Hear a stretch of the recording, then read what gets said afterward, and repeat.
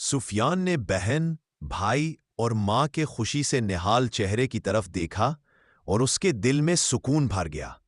मां ने सीने से लगाकर बेटे को ढेरों दुआएं दी और फिर बेटी के साथ मिलकर छोटे से बने किचन का रुख किया। वो दोनों खुशी खुशी सामान रख रही थीं और चिकन, बिरयानी, सलाद, रायता भी साथ साथ निकालती जा रही थीं। खाने को देखकर भूख ने फिर तंग करना शुरू कर दिया था। छोटे भाई ने मां बहन का हाथ बटाने के लिए दस्तरखान लगाना शुरू कर दिया था। सुफियान नहाकर आया तो खाना लग चुका था। सबके चेहरे खुशी से जगमगा रहे थे। सुफियान की मां ने बिस्मिल्लाह पढ़कर सुफियान की प्लेट में चावल डाले तो वो बोला, अम्मी आप लोग पहले खाएं और सना और समीर तुम लोगों ने अब तक खाना क्यों शुरू नहीं किया? तो सना बोली, भाई आपके आने का इंतजार कर रहे थे, आप भी तो भूखे होंगे तो हम कैसे खा लें पहले।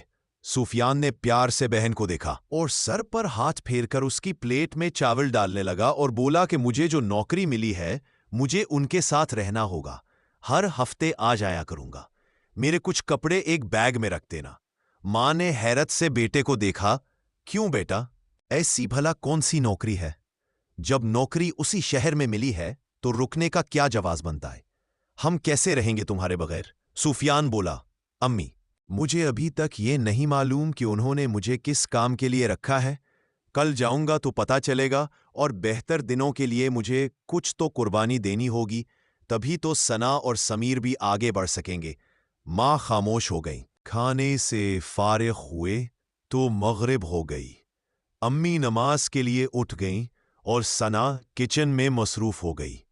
सुफियान कमरे में रखे हुए छोटे से बिस्तर पर लेट गया और छत पर लगे पंखे को देखने लगा जो खरामा खरामा चल रहा था।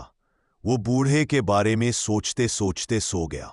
अगले दिन सुबह घर में गर्म पराठों की खुशबू फैली हुई थी। सुफियान पूरी तैयारी से बैठा नाश्ता करने में मसरूफ था।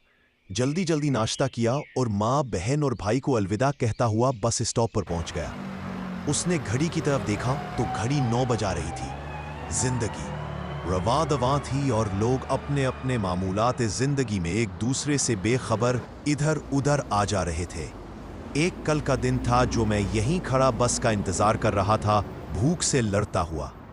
वाह मेरे मालिक, तू ही सबसे ज्यादा बेहतर जानने वाला है। बेशक मतलूबा बस के हॉर्न बजाने से वो वापस होश में आया और बस में सवार हो गया।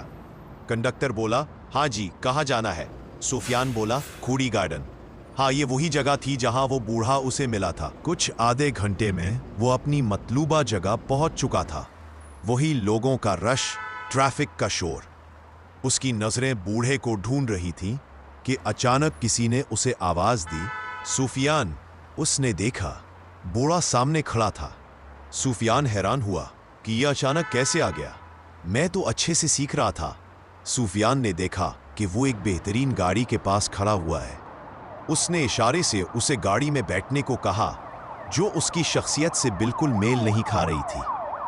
तकरीबन 20 मिनट बाद एक अजीब और पुरानी तर्ज की बनी हुई हवेली नमा बंगले के सामने गाड़ी रुकी, जिसका बड़ा सा आहनी गेट बहुत आवाज के साथ खुद ब खुद खुल गया, जो सुफियान ने नोटिस नहीं किया।